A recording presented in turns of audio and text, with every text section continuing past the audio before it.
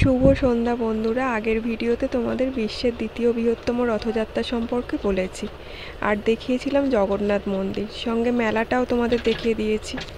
কিন্তু যেটা দেখানো হয়নি সেটা রথযাত্রার প্রধান আকর্ষণ রথ।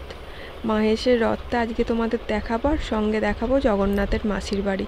তো জগন্নাথের মাসির বাড়ির উদ্দেশ্যে আমরা রওনা দিয়েছি, হাঁটা পথেই আমরা গিয়েছিলাম, এছাড়াও টোটো করেও যাওয়া যায় জগন্নাথ মন্দির থেকে বেশ খানিকটা। এখানে দেখো অ্যালকোভের কনস্ট্রাকশন চলছে।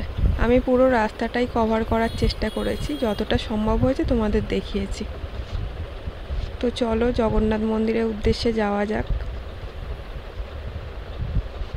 এখানটা এইটুকুনি কভার করেছিলাম। আসলে ওই দৃষ্টি আকর্ষণ করছিল ওই যে ঝর্ণাটা, ওটা। আর তারপর পথেই ছিল এই দোকানটা, পাখির দোকান। এখানে পাখি আর খরগোশ বিক্রি হচ্ছিল, এটাও একটু তুলে নেওয়ার চেষ্টা করেছি তোমাদের সঙ্গে শেয়ার করব বলে। তো দেখো কত রকমের পাখি। আমাকে প্লিজ নাম জিজ্ঞেস করো না, আগের দিন একজন দিদি জিজ্ঞেস করছিল, আমি কিন্তু বলতে পারিনি ঠিক মতো। আমার মনে হয় ছোট সাদা পাখিগুলো বদ্রি পাখি। তো এই যে দেখো আমরা রথের কাছে এসে পৌঁছে গেছি। দূর থেকে দেখাচ্ছি রথটাকে, তারপর সামনে থেকে ভালো করে দেখিয়ে দেব। সবার পক্ষে তো আর রথযাত্রায় পুরীতে গিয়ে পৌঁছানো সম্ভব হয় না, তো এই মাহেশের রথেও কিন্তু প্রচণ্ডই ভিড় হয়। মানে সোজা রথ আর উল্টো রথে পা রাখার মতো জায়গা থাকে না, এতটাই ভিড় হয়। তো আমরা গেছিলাম অন্য একটা দিন, মানে সোজা রথ আর উল্টো রথের মাঝে একদিন গিয়েছিলাম, তো ফাঁকাই ছিল, তাই আরও বেশি ভালো করে ভিডিও করতে পেরেছি। তো সামনে থেকে দেখো রথটাকে কেমন দেখাচ্ছে। এইখানে রথটাকে রোডের ওপরেই রাখা হয়। মাসির বাড়িতে রথটা রাখার মতো জায়গা নেই, বরাবরই দেখে আসছি রোডের ওপরেই রাখা হয়, মানে আমি যত বছর দেখেছি।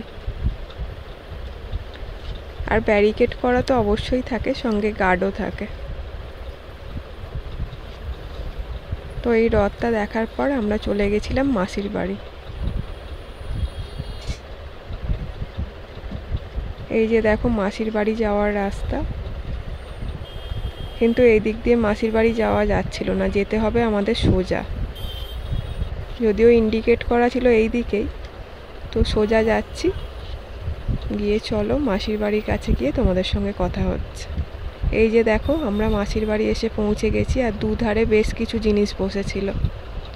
এইখানে দেখো এনারা অগ্রদ্বীপ থেকে এসেছেন, আর এখানে ছিল কাঠের জগন্নাথ, বলভদ্রদেব, সুভদ্রা, এছাড়াও ছিল কৃষ্ণ ঠাকুর, পেঁচা, সমস্ত কিছুই কাঠের তৈরি। আর তোমরা তো আমার আগের ভিডিওতে দেখেছো যে অগ্রদ্বীপের কাঠের পুতুল খুবই বিখ্যাত। তো আর একজনও এসেছিলেন, উনি আবার সামনের দিকটা বসেছিলেন। তো চলো এগিয়ে যাই, দেখাচ্ছি তোমাদের। এইটাই হলো মাসির বাড়ি যাওয়ার গেট। তো দেখো এখানেও বেশ কিছু পেঁচা ছিল, আর ছিল কৃষ্ণ ঠাকুর। এই যে একদম মাসির বাড়ি গেটে আমরা এসে গেছি। চলো এবার যাওয়া যাক ভেতরের দিকে।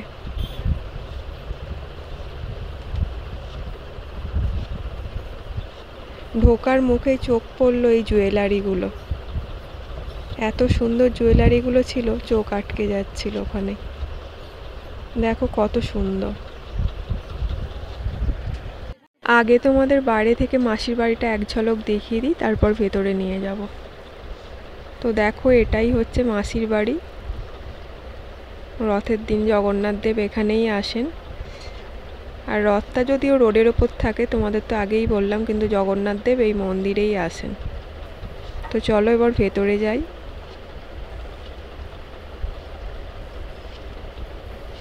তো দেখো ভিড় কিন্তু মোটামুটি ভালোই ছিল।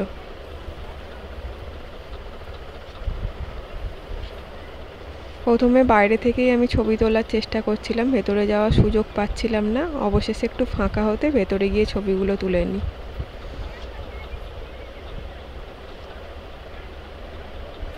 চলো আমার সঙ্গে তোমরাও জগন্নাথ দেবকে দর্শন করো। জগন্নাথ, বলভদ্রদেব, সুভদ্রাকে এত সুন্দর সাজিয়েছিল, দেখো দেখেই চোখটা জুড়িয়ে যায়।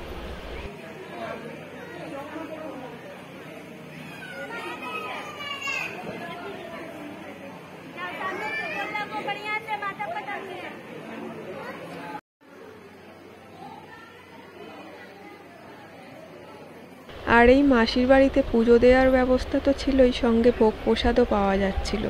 দাম বলছিল 110 টাকা। খিচুড়ি আর আলুর দম এখানে দিচ্ছিল। জগন্নাথ দেবকে দর্শন সেরে বাইরে বেরিয়ে এলাম। এবার বাইরেটা ঘুরে ঘুরে দেখছিলাম। বেশ অনেকটা এরিয়া জুড়েই এই মন্দিরটা। তো তোমাদেরও চলো একটু ঘুরিয়ে দেখিয়ে দিই। আর তোমাদের যদি আমার আজকের এই ভিডিওটা ভালো লাগে, প্লিজ চ্যানেলটাকে সাবস্ক্রাইব করে দিও, লাইক করো, কমেন্ট করো, শেয়ার করো, পাশে থেকো। তোমাদের একটু সাপোর্ট আর ভালোবাসাই আমাদের মতো ছোট ক্রিয়েটরদের অনেক অনেক অনুপ্রেরণা যোগায়। তো এটুকুই বলার ছিল। সবাই এইভাবে ভালোবাসা দিয়ে যেও। আগামী দিন আবার আসবো, ততক্ষণ পর্যন্ত ভালো থেকো, সুস্থ থেকো।